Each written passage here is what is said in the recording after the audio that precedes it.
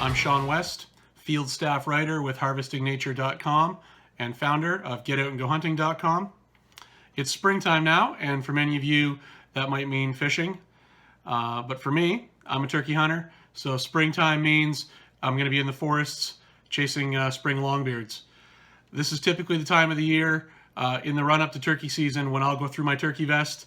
I'll inventory everything that's in it. I'll make sure it's in working order. And in the interest of that, here's what's going to be in my vest this year. Every year I carry with me gloves. I have mesh style gloves, and I have sort of polyester spandex gloves. Depending on the temperature or what the bugs are like, that'll determine what gloves I'm going to wear.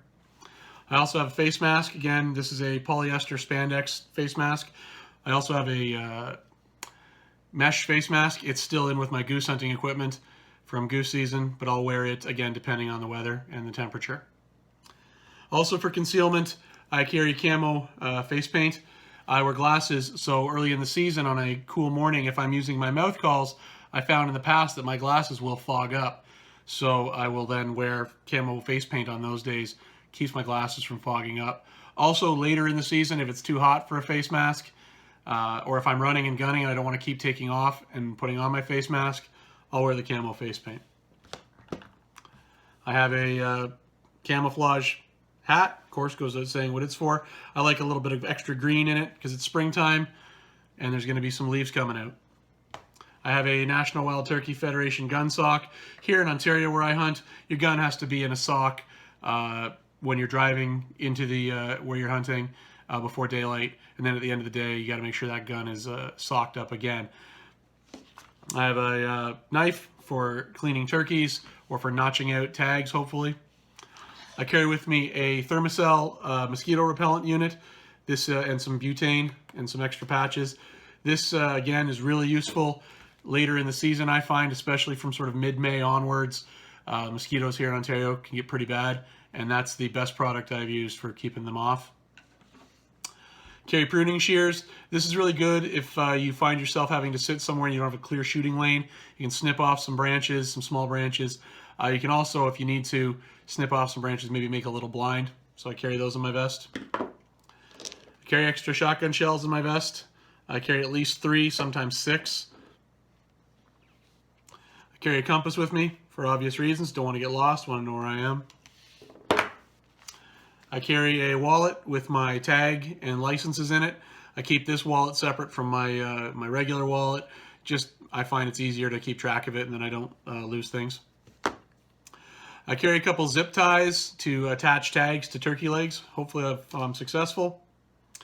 Carry a little oil-soaked wipe, gun oil-soaked wipe. This helps if I get rained on, my gun gets wet. I can give it a quick wipe, make sure it's still working. I carry toilet paper for obvious reasons. Might be out all day and nature might call. I also carry a garbage bag. This is a white garbage bag. I use it to put over the turkey's head when I get back to my vehicle. You never want to attach anything that's red, white, or blue to a turkey when you're in the bush for obvious safety reasons. But when I get back to my family car and I have a bloody turkey head, I want to make sure that when I put it in my trunk or in the back seat, I'm not dirtying up my car. So I got that in my vest. And that's really all administrative and comfort level stuff that I carry with me. Other stuff that I don't have right now that I sometimes take, I'll take Band-Aids with me, or I'll take a bottle of water if I'm going to be out all day, a couple of snacks, maybe a granola bar. But that's all comfort stuff, concealment. That's that aspect. Another big aspect of what's in my vest is turkey calls. I have a lot of turkey calls. I subscribe to the more is better approach to turkey calls. So typically here's what I'm carrying. For locator calls, I have a barred owl call. I have a mouth or a pneumatic style mouth operated gobble call as opposed to a shaker style gobble call. And then I have a crow call. So these are calls I'll use when I'm prospecting for turkeys, trying to get one to gobble, or first thing in the morning if I want to make sure they're still in the same tree where I left them the night before. When it's dark, when I'm sneaking in, I'll blow that owl call or I'll blow that crow call, and hopefully they'll gobble on the limb. I carry a lot of mouth calls. In fact, this last season I ended up with 9 mouth calls in my vest. These are the 4 that I use most frequently. This is a 3 calls from Woodhaven and 1 from Gobblestalker Calls in Ontario. These are the ones I go to most frequently. And then I have assorted other calls that I'll use just if I want to switch it up. So again, I got 1, 2, 3, 4, 5 more. So last year I ended the season with 9 mouth calls in my vest. Those all have different cuts, different styles. They make different sounds, and I'll use them in different situations. Some are better for doing fly down routines in the morning. Others cut really well.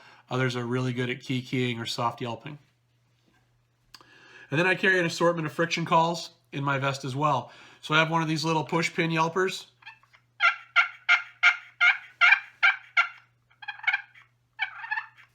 I find that's really good for if a bird's coming in and I want to just use one hand, keep one hand on my gun. I can use this one hand just to let them know that I'm still there. I also carry with me a pot style friction call. This is a Cherry Classic Crystal from Woodhaven and a couple of strikers. I usually carry with me 4 or 5 strikers. These are the last 2 strikers that were in my vest at the end of the season. So again, got a friction call and I'll just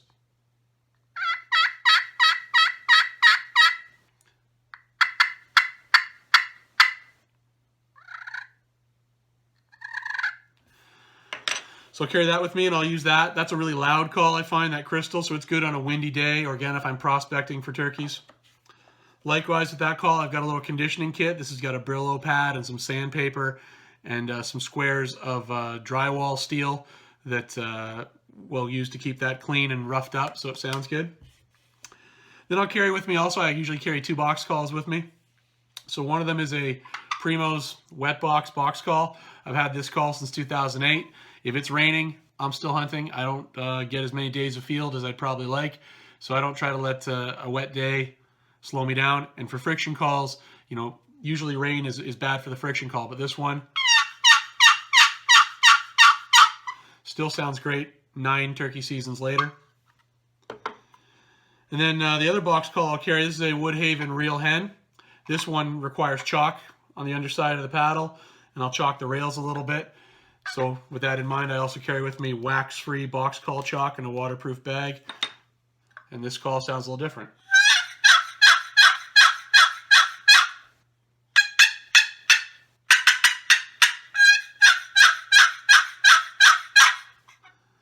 So again, I like to have 2 different box calls. One, if it's raining, obviously I can only use the waterproof call.